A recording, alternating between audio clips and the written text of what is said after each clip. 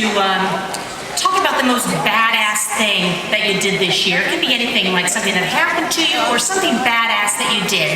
Lucy, let's start with you. What's a badass thing that you've done? I don't know. I got arrested after spending 4 days occupying an oil rig that was headed up to the Arctic, and the worst. Very proud of that. Getting sentenced in September, so we'll see how badass the big house is. Now let me just clear this up. So you pled guilty to save the environment, so that's where things stand. I am guilty of trying to save the environment. What happens to you? In September 14 is sentencing, so bring it on, I say. We'll break you out, Luce. We'll break you out if you go away.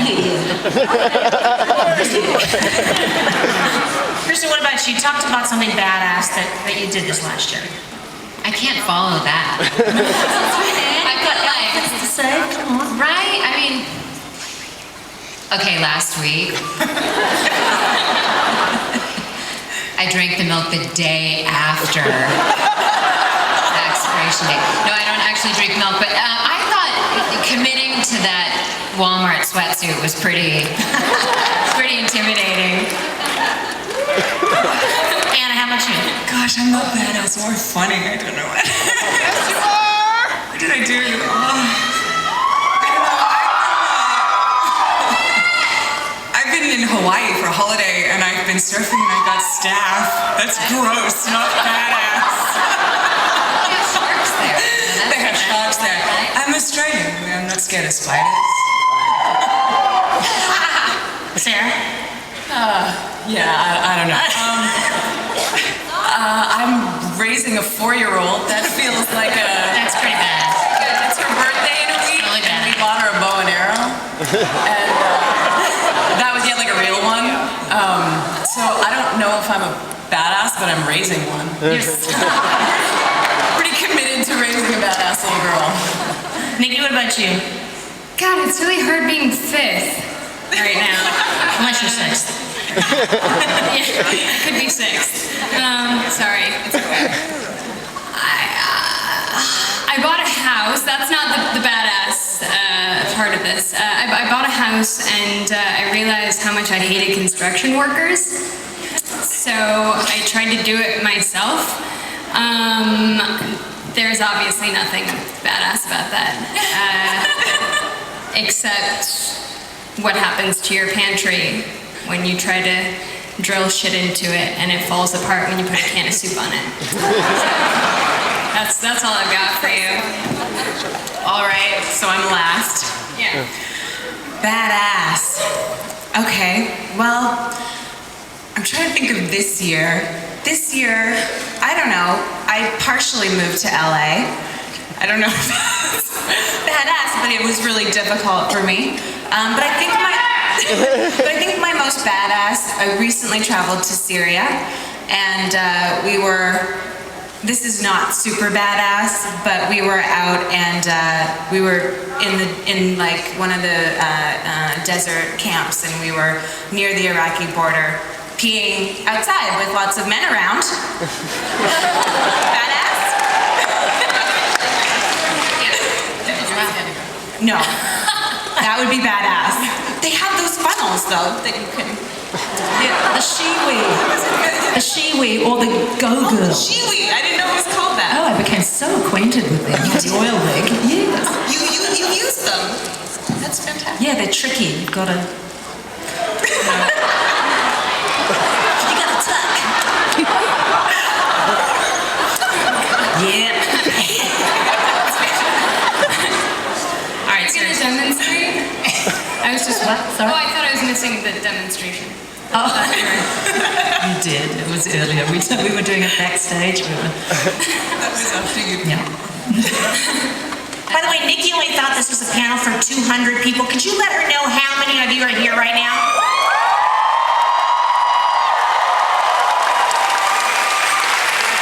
5,012. All right, something serious now. Okay, when Josh Whedon tried in vain to write a Wonder Woman movie, he said in 2010 that it failed because, quote, she's a girl. Hollywood is still twitchy about that. Do you think moods are changing thanks to the success of a dragon with a tattoo in the Hunger Games? How about you, Kristin? You know, it's so hard to say because you kind of need to compare it to what it feels like being a guy or, you know, what it felt like before, because my experience is so limited to my experience. So from my experience playing Pam, I'm like, oh, it's totally different. We're in a whole new world, you know, because I'm on this show where they, you know, make women really tough and badass. And I spent the first part of my career with nobody believing that I could be smart or tough, haha. And so it feels to me as if it is changing, but I also feel like it's really important for us to, if we can, create our own projects and do as much as we can to be proactive in that area, what we'd want to see, to try in our own way to create that. Lucy, what do you think? Yes, I do agree with that, actually. You've got to be a bit of a warrior for your own career. And funny you should mention that, because somebody came to me to say, do you want to develop this series of books with me? And it's a real producer. And I thought maybe it's time I stepped up and started to produce my own stuff. So, absolutely. Yeah. I think it is, yeah. Sarah, did you want to make a point about that? Well, I mean, I think it's difficult for women in this business. I think we're often taught that we are competition for one another, and that we ought to not be friends, and that we ought to be thinner, younger, and prettier. And the people who have been the greatest mentors to me, actually, I mean, the very first series I did was with Lucy, and she made a huge impression on me. And showing up on set and sticking her hand out and saying, "I'm Lucy," and that was it. We were friends, and she was a supporter and a champion. And I think the way forward with women is with women. Yeah, I think that's how we do it. I agree. Anna, did you want to jump in? Well, I mean, on that, I think that you're only ever as good as the people that you're working with, and so therefore you should be supportive of everyone, men and women too. But yeah, I don't know. I think that I haven't, as I said, I can only talk from my experience, and I've really only worked in Australia, and we shoot in Canada, and I don't know, there's always been a kind of solidarity, I think. Like, I have been lucky to have escaped that kind of competitive nature, like I haven't ever experienced any of that stuff, which I'm relieved about, but are things changing? I don't know. Yeah, I think they always change. But then again, I'm a woman, and so I remember clearly, like, people are like, oh, there's so many more, female leads. I'm like, well, that was all that stood out in my head when I was growing up anyway, because you're constantly, looking for role models. So, I just still see it. So, yeah. Kristin, Nikki, what is your point of view on this? It's interesting. I think it is challenging for women in this business, and I've always felt that way. But I think, and I look at television now, and a lot of the characters and roles that are out there for women in TV are fantastic. I don't know if that's as true in film. That's a broad statement to make, and it's a generalization. But I think that when we look at even auditioning during like pilot season or whatever, there's a lot of stories that are really female driven, and not in a stereotypical sense, and not in a she's strong because she behaves like a man sense. I think that there is a lot of complexity, and I think that's really important. And I agree with you ladies, like making our own projects and making sure that there are writers that are women and producers that are women, so that we can tell those stories in the way that is true to us, is really valuable. And also, sorry, just to add to that too, is I think sometimes, like we do have a lot of, there's a lot of female leads in a lot of different shows, but what we maybe need to start looking at is, for every one female lead, there's then 5 supporting men. And it would be nice to kind of start to even that side of things up a little bit too, so that you get the opportunity to work, and you get the opportunity to kind of learn and grow before you kind of go into detail too. Yeah. Nikki, this is something I'd like you to weigh in on. Did you all see the movie 13? You all remember that one? How do you feel about writing a screenplay with a strong female as the center, and do you think it would get made? Well, I'd like to say I do because it did. It's sort of connected to what we were just talking about. Maybe I'm naive. I don't know. Maybe I've just been sheltered in a certain sense. But I grew up with so many strong women around me, and Catherine Hardwicke, who's the director you're referring to, some of the best films I've made have been with her, and I've had such a great experience working with strong women, and a lot of the women that I've surrounded myself by, Rita Wilson, who writes for the Huffington Post and has starred in countless films and is now, writing and producing her album and singing, and Sherry Lansing, and just like countless women around me. And so I was brought up with this idea of if you want to do it, you can do it, and I don't feel limited. I don't feel that pressure being a young woman. Is that? That's okay? great. Yeah. I mean, it's I guess overly optimistic and maybe straying farther from what's real, but it's just my mentality. But it's the right mentality, I think it's great. Do you think biases still exist in Hollywood, that men won't come to see movies or watch television shows that had strong female leads? Do you think there's still studio execs who feel that way? I'm sure there are, but there's that show on HBO, Girls, and she's not, it's so great.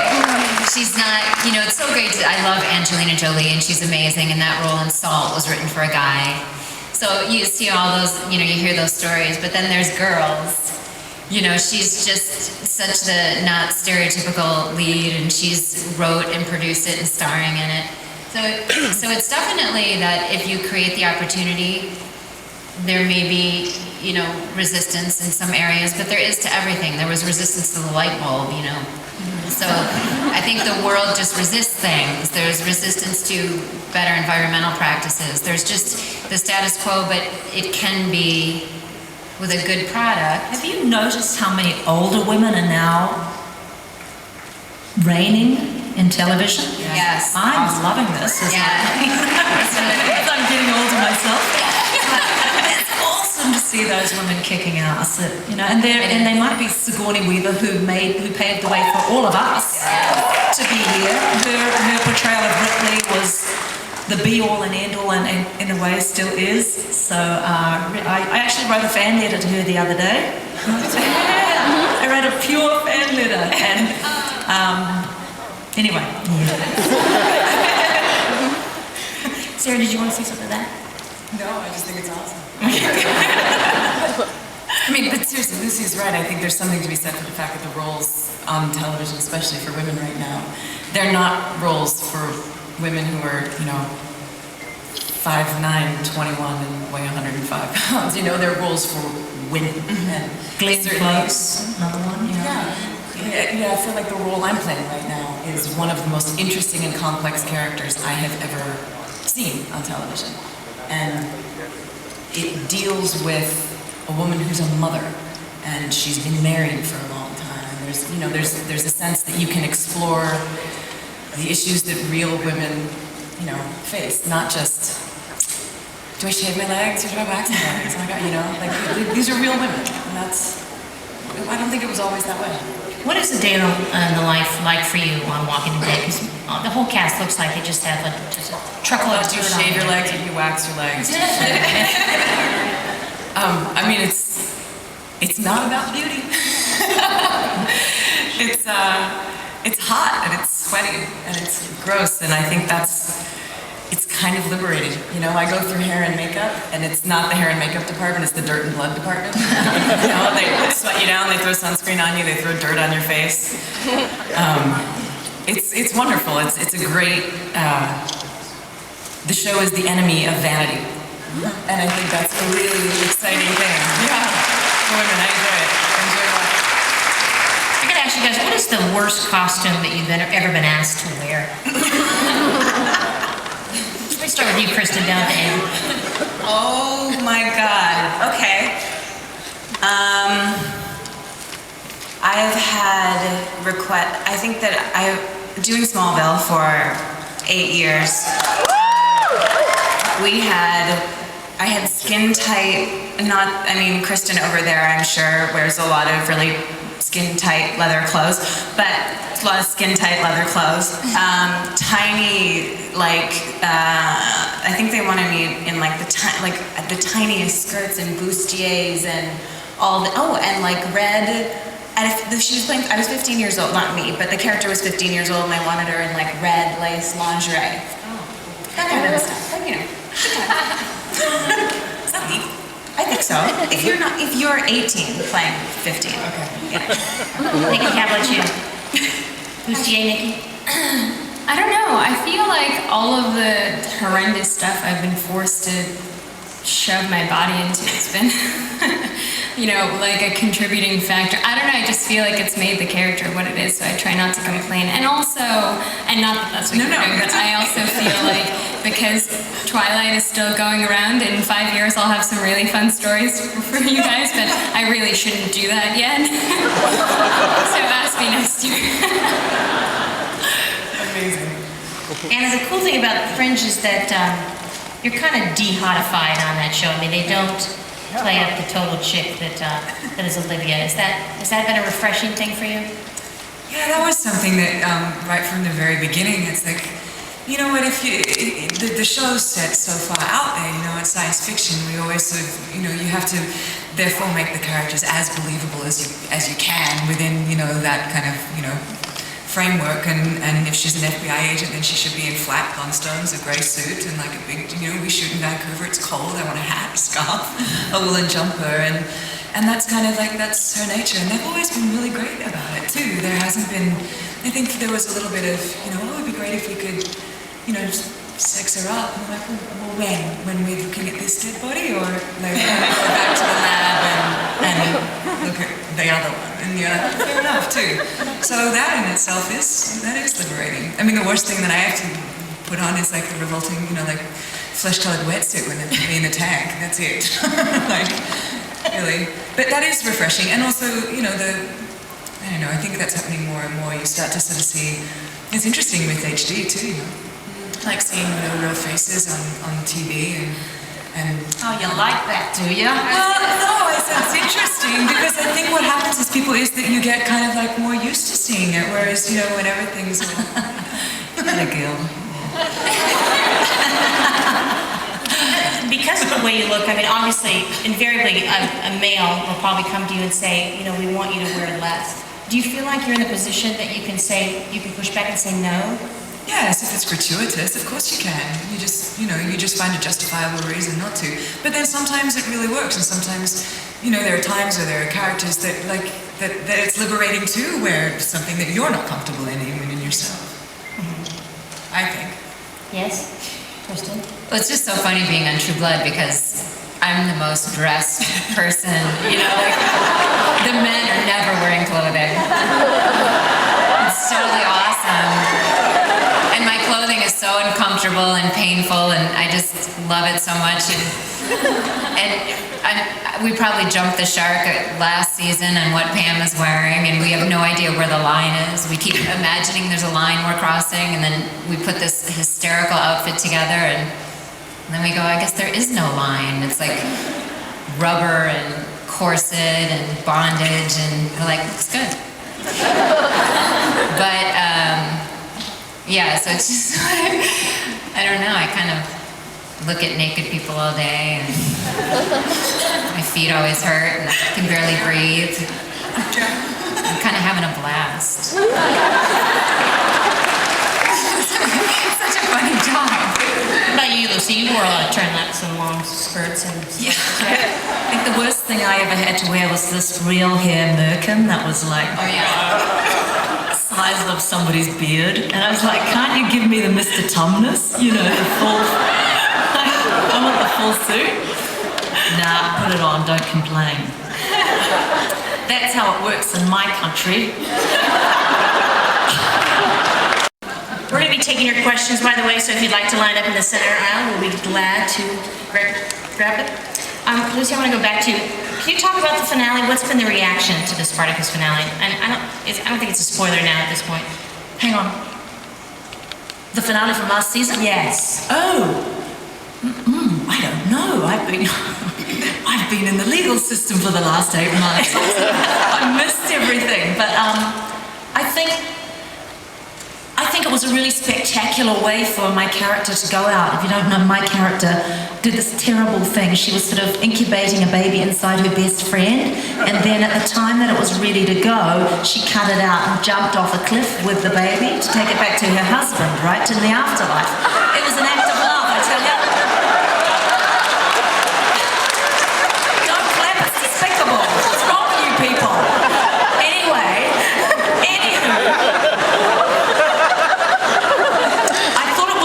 in a way, going off that cliff was my homage to the High Priestess of all, Sigourney Weaver in Aliens 3. Do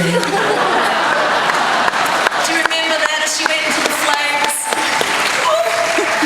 I don't think Newt was with her, right? She wasn't holding a baby, right? No, Aliens 3, no, different. Anyway, yeah. What was that question? Kristin, what about you? This seems like there's always been so much more to Pan than just being this incredibly Apart from great a great name. Pan.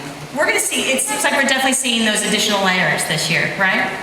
Yeah, every year I've gotten another little piece of the puzzle, you know, so it's sort of become a 3D character now for me. And this year was a big piece of the puzzle with my relationship to my maker. And, right? And it was really fun. You know, I waited 5 years and I'd been asking the producers, like, what's the relationship and when was I made? And they'd never tell us. And so I've had so much fun this year. Every year I have fun, but this is it's always challenging on this show. Anna, it seems as though your character has become less kick-assy, not in a bad way, but the plots have gotten more complex and there's fewer action scenes as the show winds down. How does it feel doing a role that's more emotional now? Well, I still, like last year, I still got to play a little bit with the alternate Olivia too, who still is kind of badass. So I sort of, I got some big, like, I got that big sniper shot. That was kind of fun to do.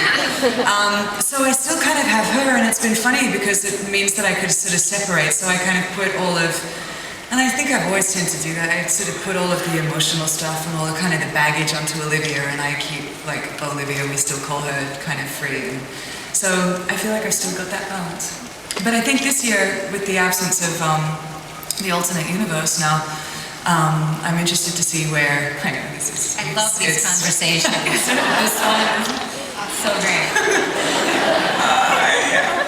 I love your character. I do. What am I saying? The alternate universe. Absolutely. So yes, I think that Olivia will then be. I don't know. I think I'll be able to put a little bit more into her and sort of not be so concerned about keeping them separate. Now, Sarah, what is it like for you? Because obviously, you know, the comic books are out there. We know who potentially dies. I mean, do you all just walk around the set like, I mean, this is my time. This is my time. What's it like? Show's called The Walking Dead. Yeah. You know, I mean, you don't go into that show thinking, "Whoo, 25 years of pension." You know, it's gonna come. It's gonna come. But you know, that's kind of any show, I think, in a way. I mean, ours. Well, and ours. You know, I mean, there's certain kinds of shows you get yourself involved in that you go, well, this is a show that succeeds as long as everybody in it is in danger of dying, which means eventually your number comes up. You know, when it comes to this show specifically, it's the best creative experience I've ever had. I work with an extraordinary group of professionals, incredible actors. Our crew is made up of superheroes, and I'm grateful. I'm grateful for every single second, but it's going to end, you know, and it all ends. I mean, our shows, even shows that run for such a long time, like Smallville, you know, what we do is we fall in love with a character, we create a world, and then eventually, whether it's, you know, 6 weeks or 6 years, you say goodbye to it. And I think early on in your career, you just have to make peace with that. Mm-hmm. Otherwise, you walk around pretty heartbroken and bitter. Nikki, what's life been like for you? You've been as part of this huge thing for years. What do you want? Are you ready to just leave the quiet life with your cute husband now, or are you ready for it to be over, this monolith of a movie? Did you just ask if we were doing the simple life with my husband?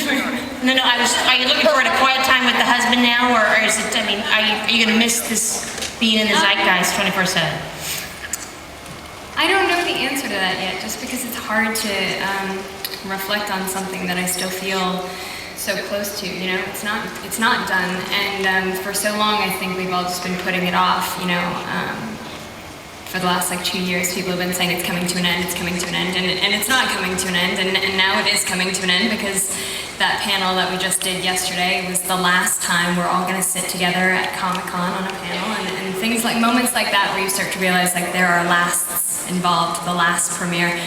It does get sad, you know? We've been together for a long time as a group, as a family. But what would I do if I thought I couldn't go on without it? You know, you just have to sort of close the book and say, there's other things going on, and I've had a really exciting year. And, you know, as an actor, there are years that go by where you're like, what do I do? I'm not working at all. Should I just give up and go work at Walmart? I don't know what to do with myself. And this year I've done 4 films actually, and I have some other things going on, which I just am sitting there calling my agent, going God, you must really love me. Things are happening right now. But I am married, and I'm crossing my fingers that life goes on after Twilight. Before we get to the questions, Kristin, I wanted to ask you, you got a huge reception yesterday during the fight scene of Beauty and the Beast. Is this your wheelhouse now? Is this the kind of thing that you really want to do? You know, I am happy that I have the opportunity to do it now. I don't necessarily want to do it all the time. And when I think about a strong woman, I don't think it's just somebody who can kick people. I really think that there's a lot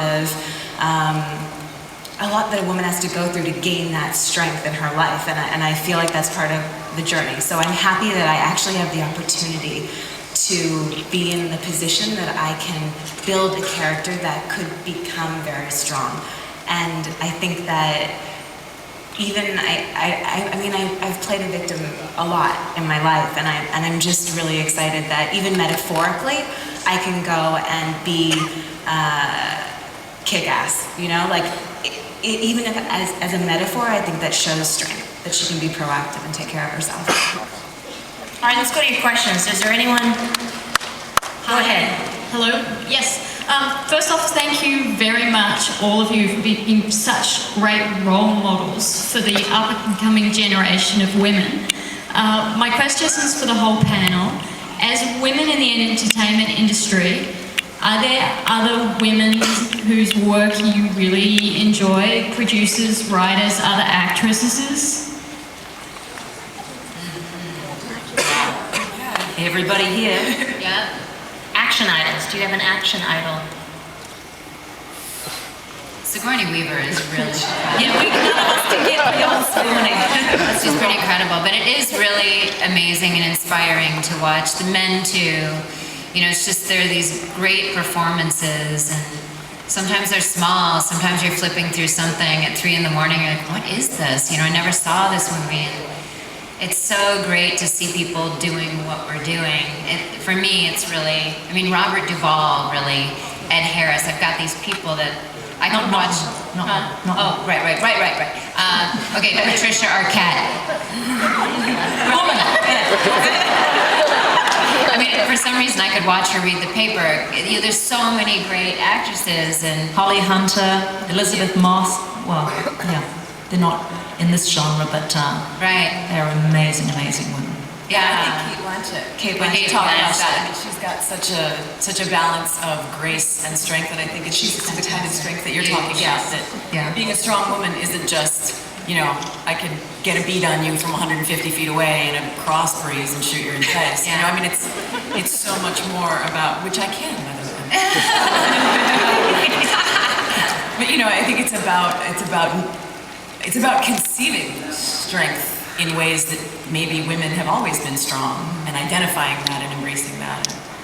I think Kate Blanchett's pretty comfortable. Yeah. Sorry, She's amazing.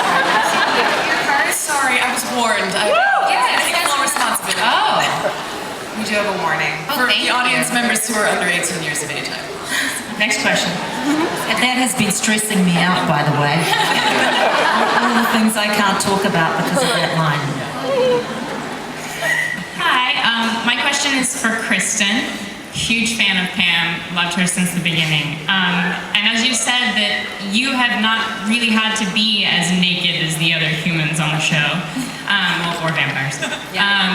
Is that something that you are happy about, or do you look forward to the day when you can like unzip the leather, or how do you feel about that? You know, if I have 3 months warning, or at least a month where I can go to the gym a lot more, I'm fine with it. But, you know, I can't have a spray tan. That's one of the other things that made me feel okay about being naked in the past.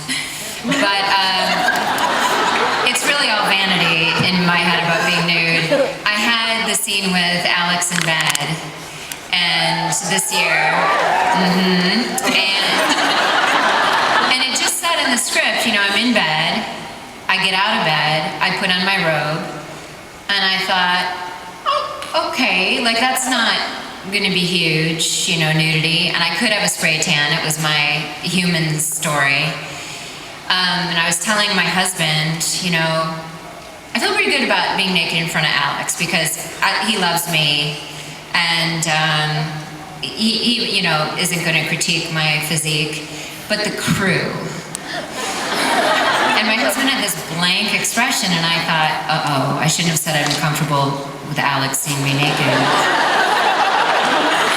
And I kept saying, well what are you thinking? And he finally said, the 12 million people who watch the show. And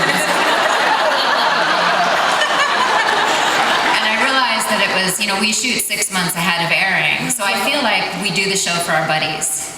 So, you know, I was like, oh God, and then I really got in the gym, but, and then nothing ended up showing.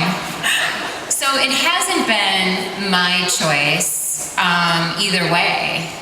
And every year I keep thinking, oh man, my numbers gotta come up one of these days. But they're great, you know, and we're all much healthier for being on this show. We all work out a lot more. We eat a lot more vegetables, so it's added years to my life, I'm sure. Next question. Hi, what do you think is the biggest issue facing women's rights today? Who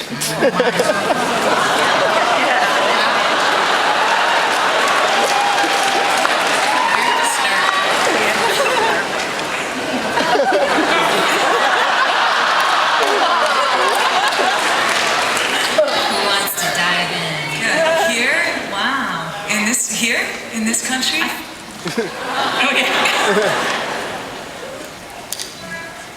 Maybe the same thing against, you know, all things. Somebody said to me today, where's the outrage? Like these days, if you want justice, I'm afraid you have to go get it, whether that's climate justice, social justice, whatever it is. Unfortunately now, you're going to have to stand up and demand it.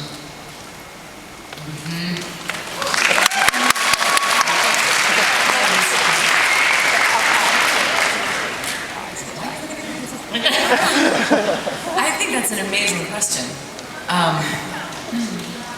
And to be honest, I don't want to be flippant and try and answer it at a panel at Comic-Con because I feel like I feel like I'm going to go home and go, oh, but then there's that. I mean, personally, I work with a refugee organization, and there are a lot of big issues in the refugee populations around the world with women's safety in refugee camps, and I think often in camp situations, people end up focusing a lot on very necessary issues like communicable disease and food and water issues, and what's often overlooked is epidemics of rape.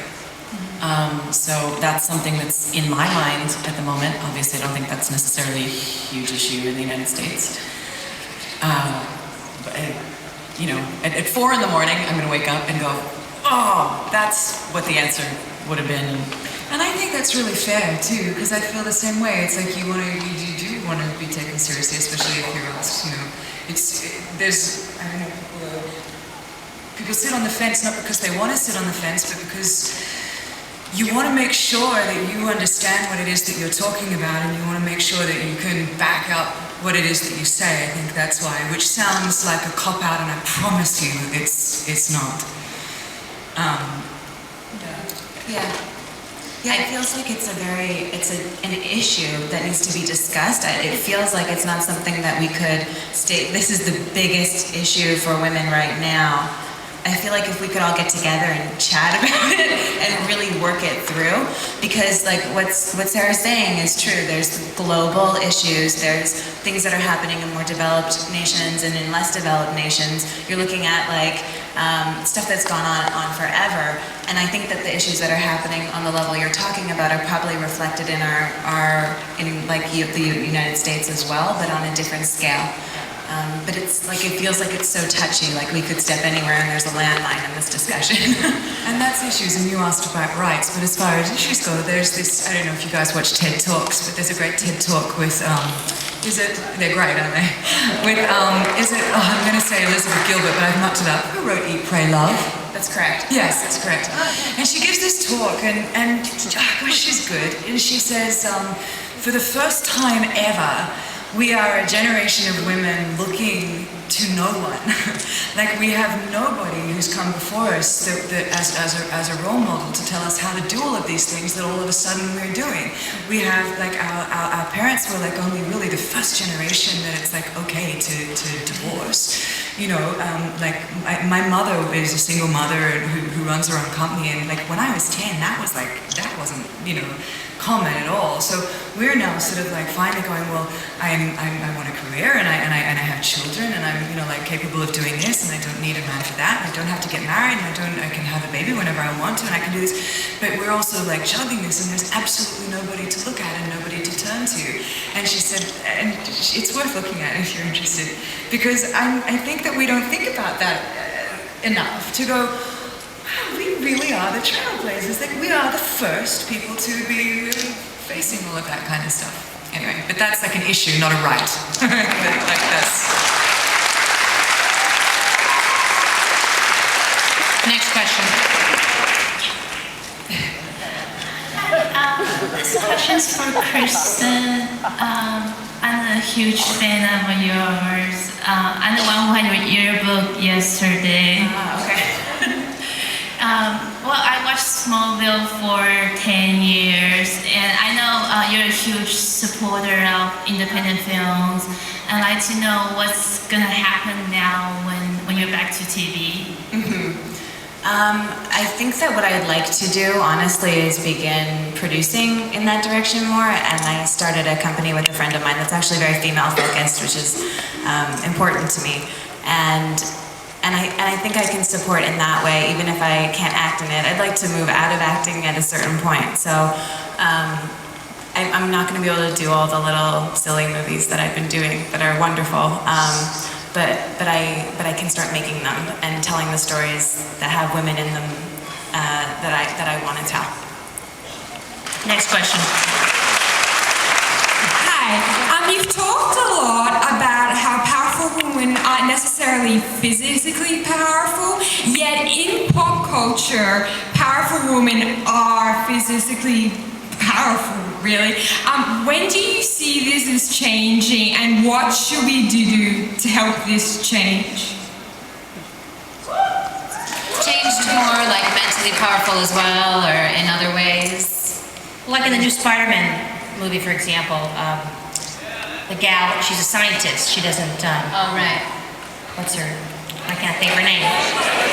Yes. Yeah. So do you have to have muscles? You vote with your dollar, like Yes. everything. You go along and see everything, and Yeah. that's what the market listens to. And I think we are. I think we are working on telling stories about women who don't need weapons and violence in order to be strong. I think those films have actually maybe always existed. I can't think of any right now because I'm not good when you put me on the spot. Somebody maybe like I know she did take on a very masculine role, but if we're talking Kate Blanchett, even Elizabeth, I would think, although it is a very masculine position, but it's not weapons necessarily or physical strength. Yeah, thanks. You're welcome. I appreciate it. For some reason, Hannah and her sisters is in my head, but I don't know that that's necessarily the right. Yeah, sorry. Should have sat that one out. No, but it's interesting because it, becomes a discussion and there's these are huge topics. Lucy and I do a lot of rights for environment, and I do animals and refugee, and so I just keep, one of the things that I keep saying in life is that there's rights issues are so local to that species and to that person and that income bracket and that upbringing, and so there really isn't one answer for everybody, but I just always want to inspire people, and here we're inspiring women, sorry men, but we're inspiring you too, to whatever your passion is, if it's women's rights in this country or another country, or mine is the African elephant this year, just to be curious, find some time in your day to actually vote with your dollars, support and believe in, and just kick it up a notch, care a little more, because in our lives when we see that in women around us, and we can have discussions like this and a panel like this and shows like this, it all contributes and leads to a tipping point. So art and life have that symbiotic relationship. So just whatever you're interested in, Earth needs all of your passions. But if it's knitting, it doesn't matter, just do it. Go online. You can vote online. It's really effective. Petitions. There's, every person matters, and your viewpoint matters. You're no longer powerless. Actually, that's Right. the good news. You are no longer powerless. That's right. And I think to add to what you guys are saying, and to answer your question also, is as individual women, and even men, in our lives, to I think the men can do it too, but to go out and really look at where do you buy into stereotypes in your own personal existence, like where are you going to be powerful, I need to behave in this way, where am I using violence to feel like I'm not weak, where am I doing any of that stuff? And the more that I think we change personally, the more we're going to support reflections of that in media, I think. Next question. This is for Anna Torv, big fan of Fringe, and huge fan of Olivia Dunham. You deserve an Emmy. My question is, where do you think Olive is in 2036, and any idea about our Olivia in the future? Nice. Well, I know that I've been invited to do the Fringe panel on Sunday, so I think that she is coming back. I'm not scared. And then Olivia, I think she's somewhere happy with Lincoln. That's in my imagining anyway. Yeah. Next question. And thank you. That's sweet. This question is also for Anna Torv. After 5 years of Emmy-worthy performances on Fringe, where are you headed from here? I'm so grateful that we've got the opportunity to go into season 5 knowing the ending and then wanting to serve the show and the audience that have been following us, and I just want to finish the game, and then I think I'll have to take a deep breath and kind of take a minute to shake her off. You play someone for a few years, and it takes a little bit of time to let go. So then I'll take a deep breath and look to the future. I don't know what's in store. I'm excited though. Do you know how it will end? Have they given you a tip off? Yes, they told me how. No, I don't know. It's unbelievable too. Next question. Hi, this is actually for everyone. I was curious about the relationship you have with your writers, the general makeup, or how often you work with female writers, and how important that is to you, and if you can tell when a line comes to you, if it's written by a guy or a female.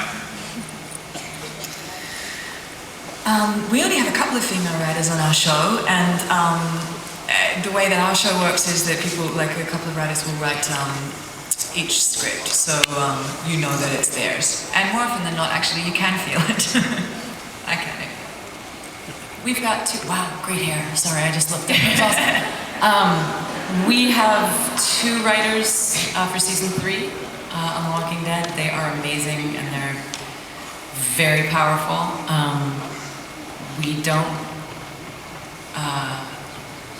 have enough women directing, in my opinion. We have had quite a few,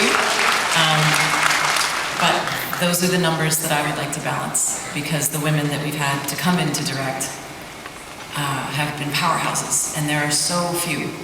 So that's my wish. Yes, an interesting question though. Can you tell dialogue that's been written by a male versus a female? It's like, oh, the dude wrote that. I can. I can't. You can? I can tell dialogue that's written by a parent or not a parent. About kids, but no.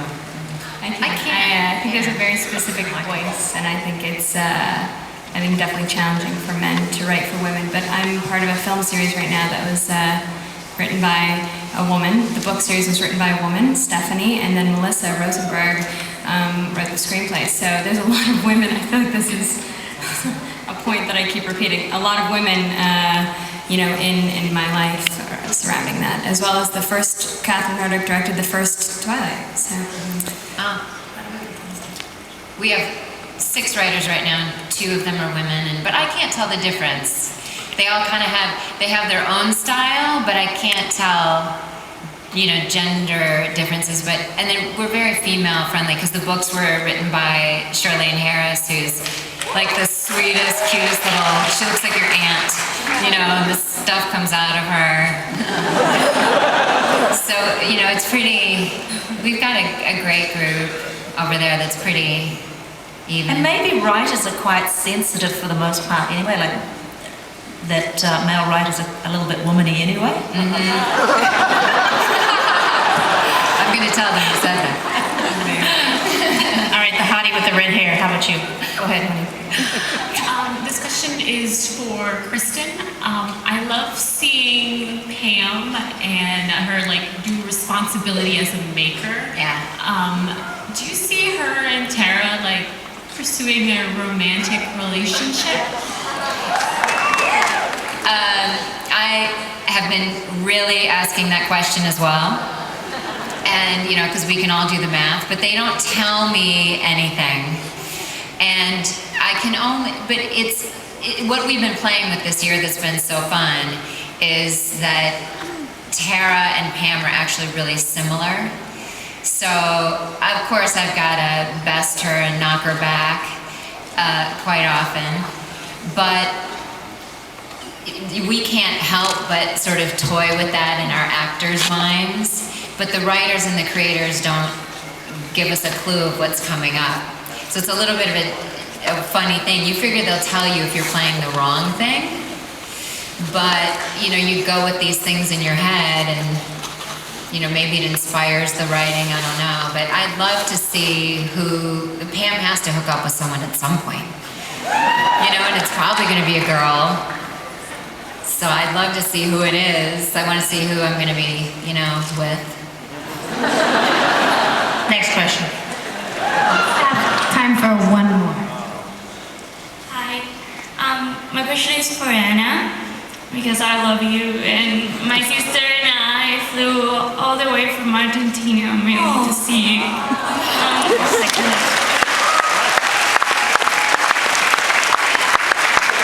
don't know if you know how many people love your portrayal of Olivia, and I'm really happy with how she, I'm sorry. No, please. Her evolution was just amazing, and I love where she is right now. I'm wondering if you are also satisfied on her conclusion, right now, where she was in season 1 and who she is right now as a person. Thank you, and welcome.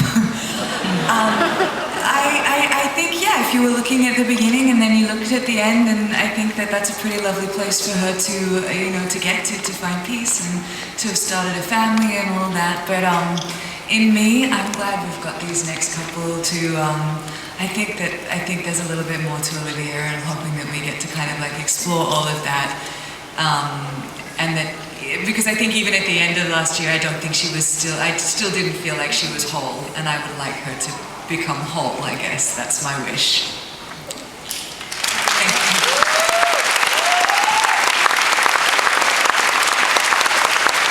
Really, you don't want me to take any more standing there? Look at that, they look so lonely. Is that a no? How about just the one that just held up there? Oh, this is no time. Okay, let me end with this. What is the one kick-ass female cliche you'd like to see eliminated forever? Female cliche? Yes, the female kick-ass cliche you'd like to see eliminated forever. I love my cliches.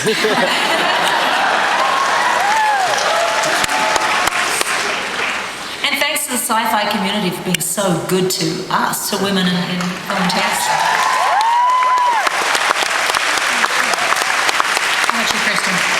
Well, there was, and it's just an auditioning thing that I'm no good at auditioning for this role. And then I realized, well, then again, I'm kind of playing that role.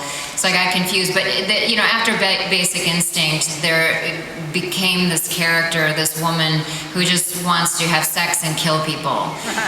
And I thought that was the oddest combination. And the writing was sort of written that way, like, this sort of Black Widow sort of thing, and I was always horrible at the auditions, and I just got so frustrated. I'm like, who are these people? Like, who created this, and who are these women that I don't think they even exist, And then I'm like, I guess that's Pam, though.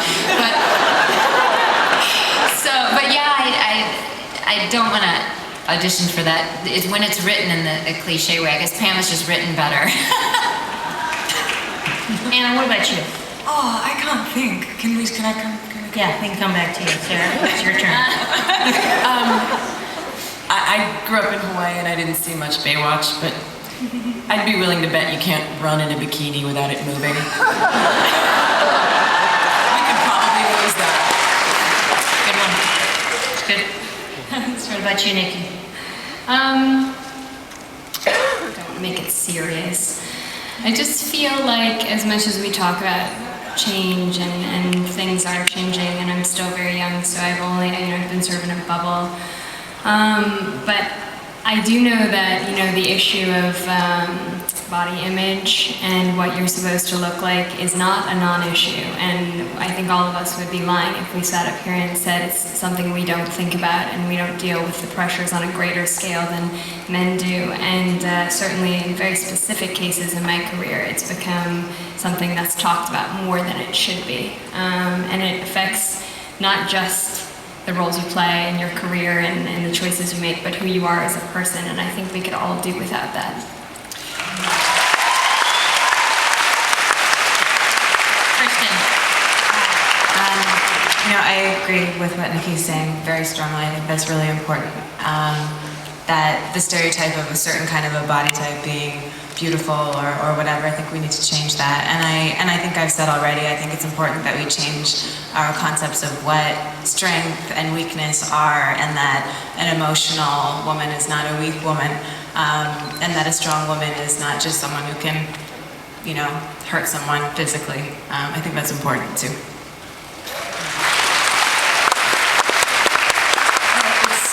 Might not answer the question, but going on from that, I think that's actually one thing we were talking earlier about. And you saying it doesn't always, kick-ass doesn't always have to be meaning physically kick-ass, but it's interesting because, to be like physically strong, you actually do have to be physically strong, and you look at the actresses next to their stunt doubles often, and, that's like what you look at. So I don't know if that's just such a bad thing, like being able to actually throw a punch or do that means that you gotta eat like a big lunch, and, you gotta pump some weights and not just, run. All right, let's all pray that Lucy doesn't go into prison. Thank you so much.